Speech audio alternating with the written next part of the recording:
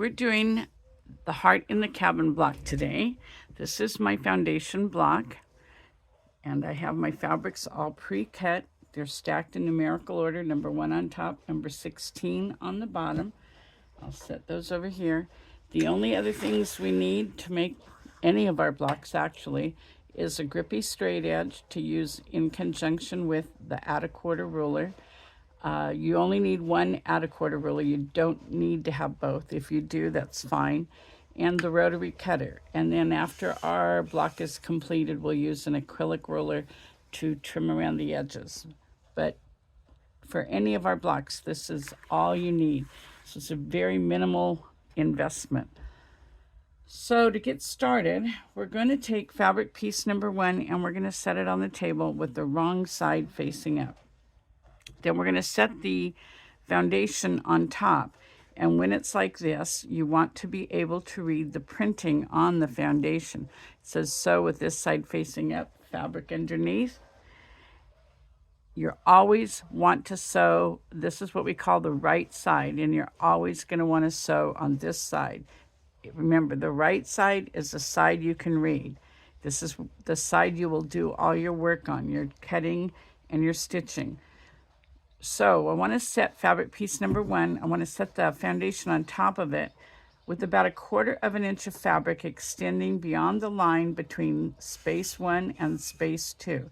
So I have my 1/4 inch seam allowance here.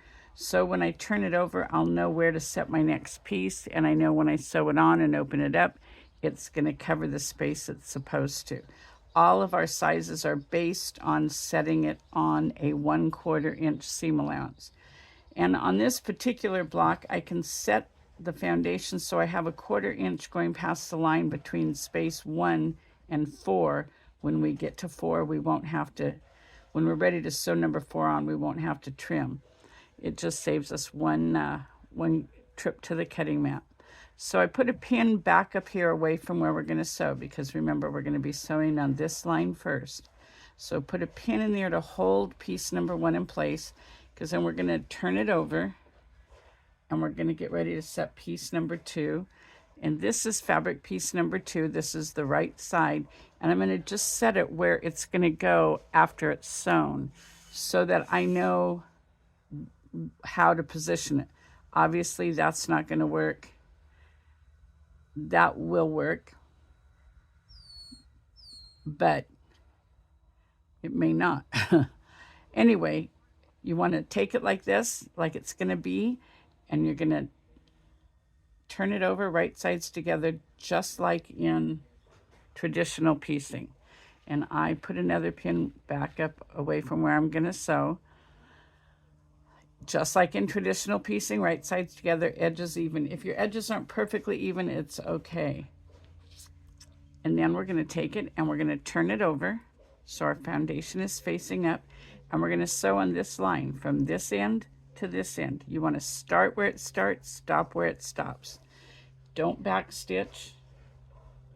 And you want to use a regular stitch length. We consider a regular stitch length somewhere between 10 and 12 stitches per inch.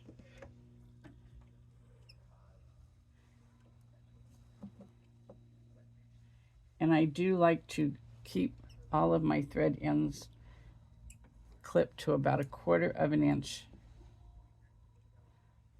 It helps to keep everything a little neater. And then our next step is to press. You want to set your stitches and open it up and press that nice and flat. And I do use steam, as you can tell. You don't have to. I feel like I get a much flatter seam. And also to help flatten the seam, you want to set your stitches before you open it up and fold it over and press it. When you set your stitches, what you're doing is you're putting your stitches, they sit on the top and bottom of your fabrics as you sew. So if you set them, it makes them go into the fibers of your fabric, so you won't feel a ridge of stitching. So when you open this up, you get a flatter seam. And that also applies to traditional piecing. So now we're going to get ready to add piece number 3, which is right here, and we're going to sew it on along this line. So we want to take our straight edge, and I put the grippy side up, so when I fold this over and just sort of press it, it stays. And then you put your add a quarter ruler right up against that. Use your rotary cutter to trim away that little bit of extra, so it leaves you with a 1/4 inch seam allowance. So now when we turn it over, we know right where to set our next piece. And we know that after we sew it on and open it up, it's going to cover the space it's supposed to.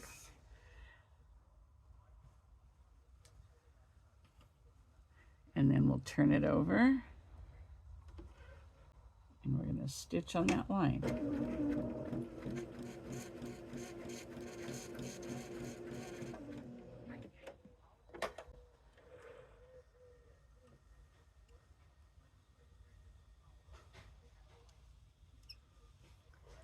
Okay, so stitching is what we refer to as step number 1.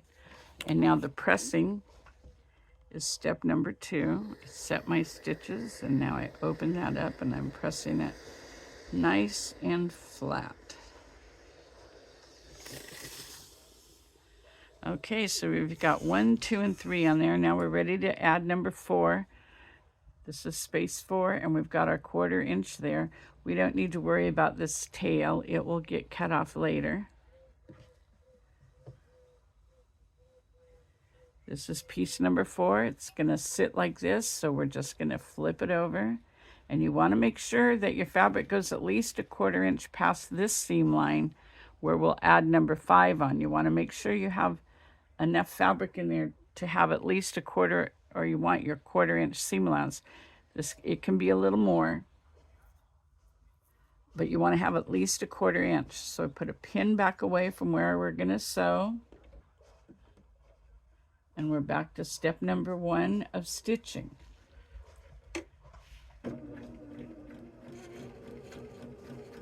And I do recommend an open toe foot if at all possible.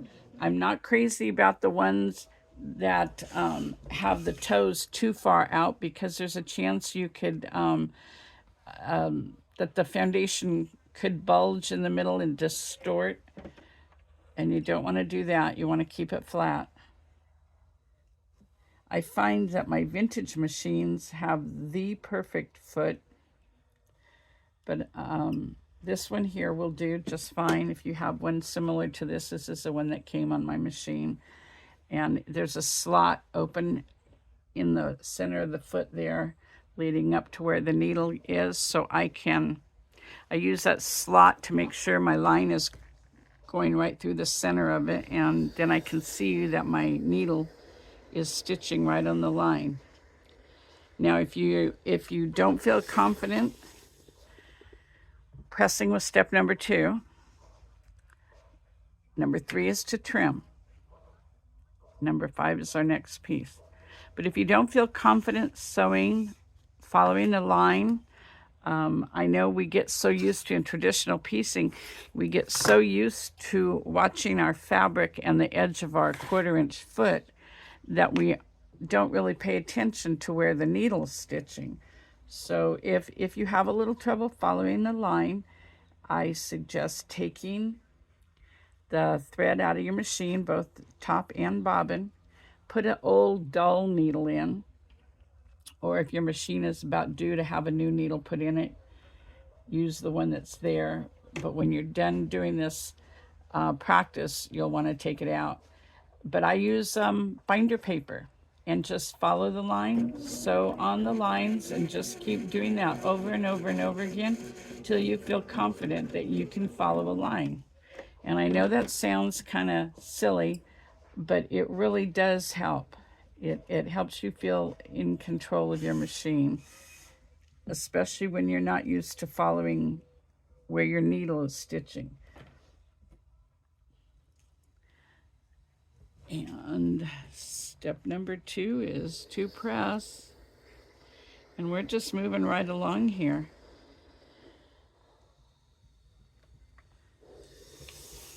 Okay, so we've got 1, 2, 3, 4, 5 done. We're going to do number 6, the main body of the heart. And in a later video, I'll be showing how you can fussy cut any piece in a block, which is kind of cool with our product. Makes it very easy to do.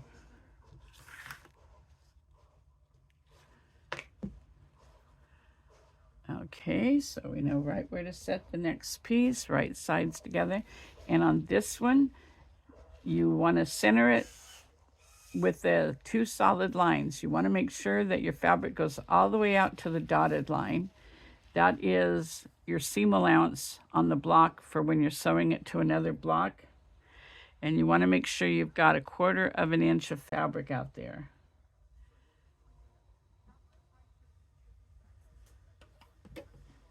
Turn it over and sew on the line.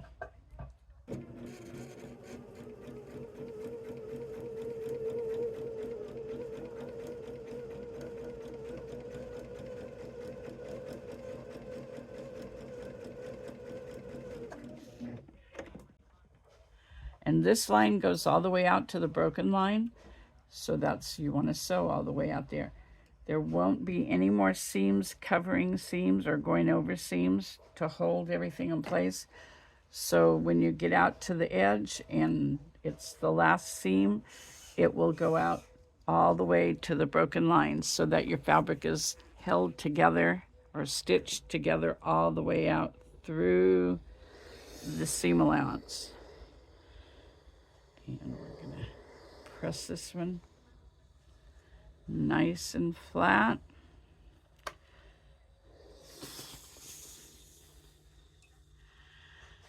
Okay, now we need to do the 2 bottom parts to the heart.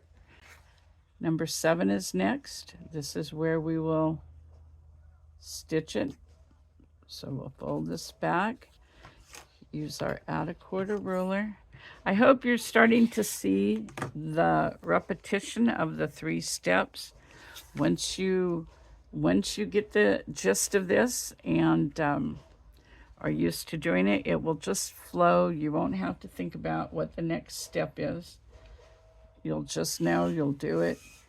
On one like this, I just kind of make sure that my point is pointing in the, kind of centered with the point down here on the foundation.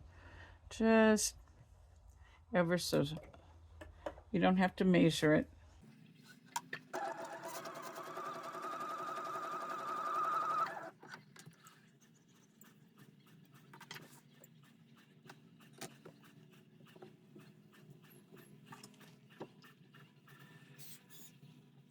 Now I hear people say that they think paper piecing or foundation piecing is too slow. And I find it quite the opposite. It's probably slower when you first start because you're having to try to remember each step. But like I say, once you understand why you do each step, it becomes second nature. And you don't even think about it, you just do it. And fabric piece number 8.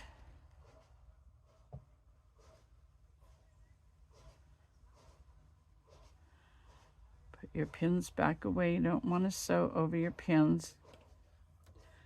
I went for a while where I didn't pin, and I found I was having, I was moving the fabric, wasn't always getting it to the machine where I wanted it, and started pinning, and I have very few misplaced or folded over pieces underneath. I find it really saves me time. Another thing, I mentioned that I had all my pieces cut and stacked in numerical order. Now, if I was limited to my time of sewing and it was time to put this away for the day, I would take my stack of what's left and put it here with the foundation and roll it up and put a clip on it. That way tomorrow or next week or next year when I get back to it, I can open the foundation up and I know right where I am, what my next piece is. It just it helps to keep you organized. And I find that cutting my fabrics, now sometimes you may want to cut for one block first to make sure you got it and you understand it and everything's right, and then go and cut all the rest. But if you take a little time at the front end of the project and cut your pieces and have everything organized, it makes it much easier when you actually sit down to sew. I can sit and watch a TV program and make a block and pay attention to what's on the TV and still do this. So because I know the next piece is the next piece on the foundation. So just some little tips and tricks. Okay, we're on to our logs, and number 9 is the first one. Fold this back, use my add a quarter.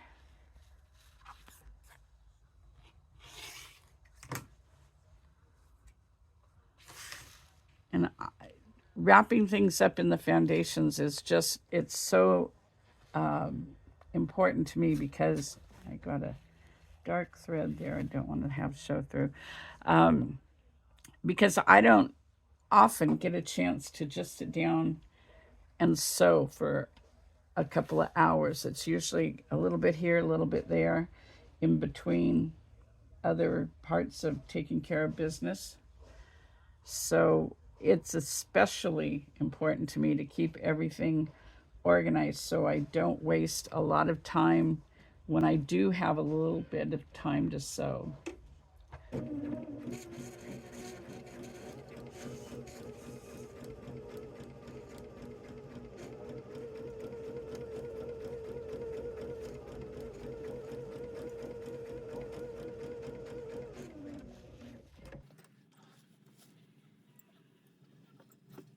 Does anybody else have a wool mat that smells kind of funny, like out in the barnyard?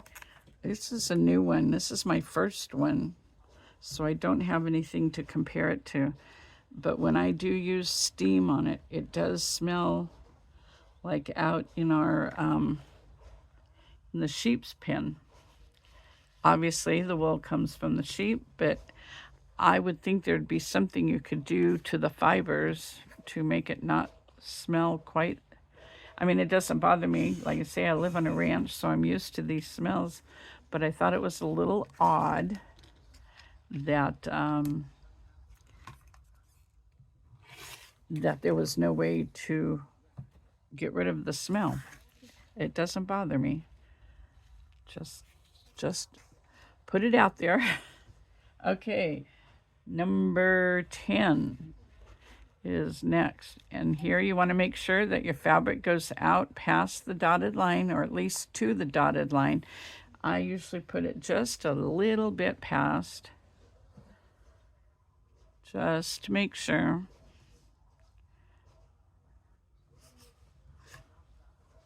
Turn it over. See, and by putting the pin in it, it just makes it so much easier to get it to the bed of the machine.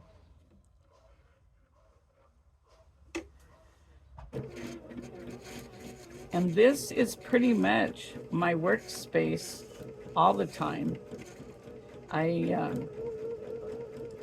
like to work in a cozy little space with my cutting mat and my pressing mat right here, so I don't have to get up. When I first started, I swore I was going to get up to press every piece. But when you've got 45 pieces in one block, you're up and down a lot. Now I do have the great big cutting mats for when I finish. Usually when I finish a block, I'll go to the big cutting mat and trim it up. And of course, that's where I do all my cutting, is on the big mat.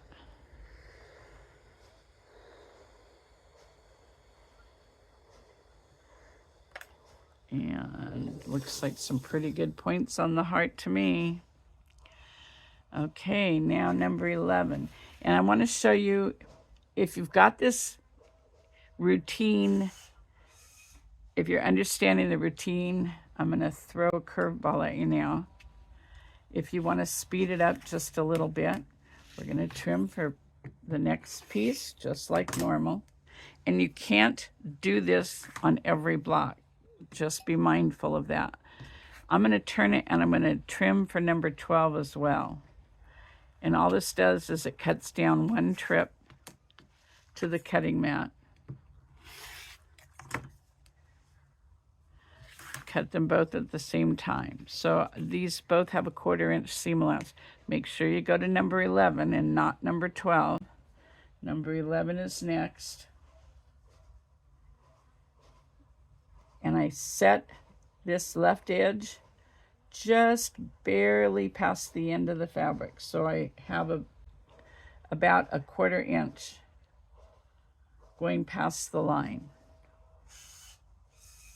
And then that way, that will save me from having to trim for number 12. You can't skip a pressing because you have to open each piece up because the next piece is sewn to the previous piece.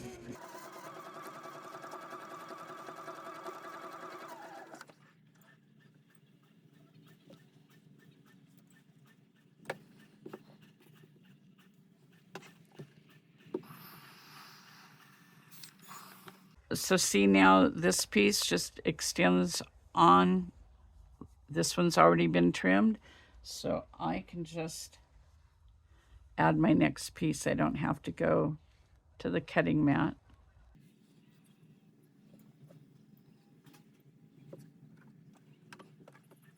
I just find this is a very, I do understand that most of you need to learn the process.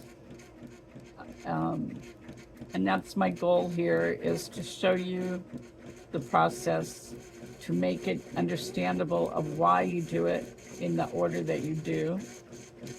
And once you understand all that, I think you'll find it's a very calming way to sew. I know when I was strictly doing traditional piecing, the cutting would get to me every time. It would make me nervous to cut because I knew that if my cuts weren't exactly right, that my quilt would never be exactly right. It's all predicated on perfect cuts and perfect seam allowances. And so it made me a little more nervous. You know, you've got a lot of time and a lot of money involved in your fabrics. You want it to come out right. And with this, cutting does not have to be exact. I cut 6 and 8 layers of fabric at a time. You know that's not going to be accurate. But it doesn't have to be because you're trimming, you know, there's a little extra. So you're trimming every piece as you go, so you don't have to be exact. And we do tell you what size to cut all of your pieces, so you don't have to guess. I try to keep the shape simple, so sometimes, yes, there is a little bit of waste. But to me, time, even if I wasn't doing this for a living, time is important to all of us. Okay, I trimmed both sides for 13 and 14, so 13 is our next piece over here. So you only want about a 1/4 of an inch on the left, and it goes past the dotted line on the right, so we are good. But I like I say, I find it very calming, and I don't worry about the points or if my logs are perfectly square. You don't have to go through and square this up as you're building it. And you realize when you're squaring up a block like a log cabin or a pineapple, when you're squaring it up, you're taking fabric off that then makes it not it makes your seam lines won't be parallel or perfectly parallel. And it might be a very small amount. It might be, it depends on how much you stretch your fabrics and all that, but you don't have to do any of this. As you're building this block, it's sewing on the line. It's just naturally gonna be right. You see, all your logs are perfectly parallel. Pressing is an important part of that. If you don't press this flat, you're going to end up with either a little bulge of fabric. If I didn't have this laid out flat, you know, and pressed flat, if I had it, and every once in a while, I will see a spot and go back and press it a little flatter. And especially at the end of like a spiked point or something, it's real easy to not get it perfectly flat. So now remember, we already trimmed for piece number 14, so we don't have to trim that.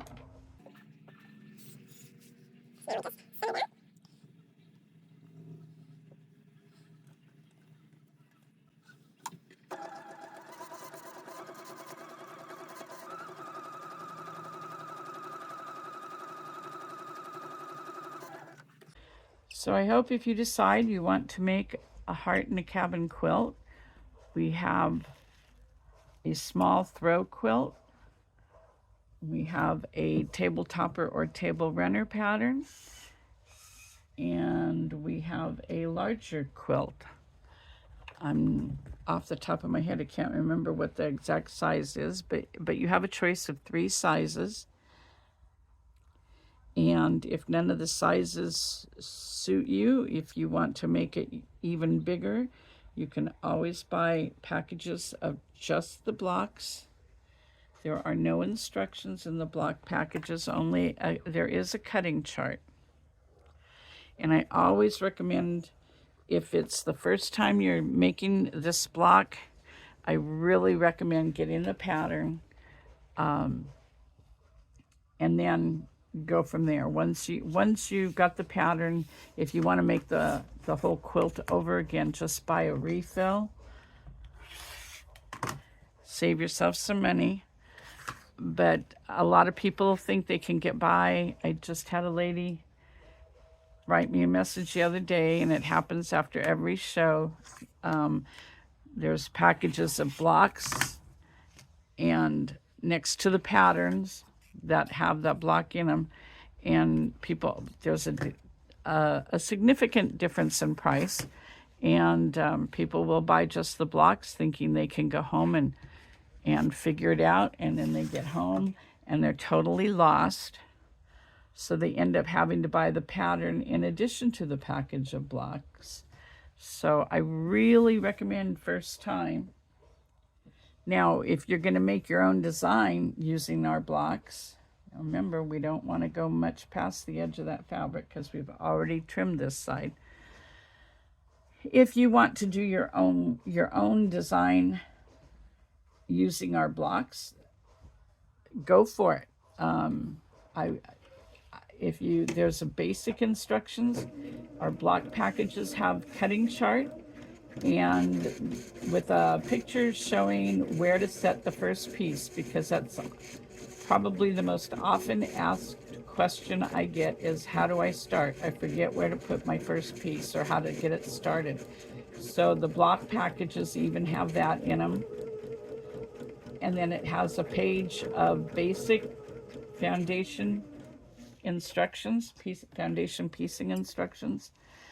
If you've ever paper pieced or foundation pieced, you could probably get by. But if you want to make one of our patterns, definitely buy the pattern for the first time anyway.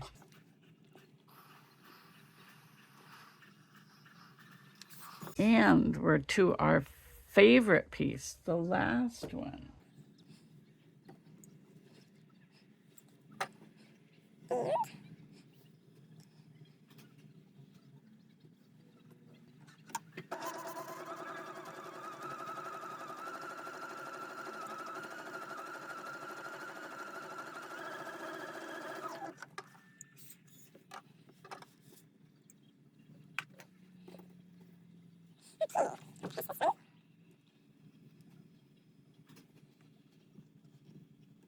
And then I usually just give the whole block one more good pressing. Both sides. And then now that this is the completed block, we're going to take our regular acrylic ruler and we're going to trim 1/4 inch from the solid line. Do not depend on the dotted line to be a perfect 1/4 inch.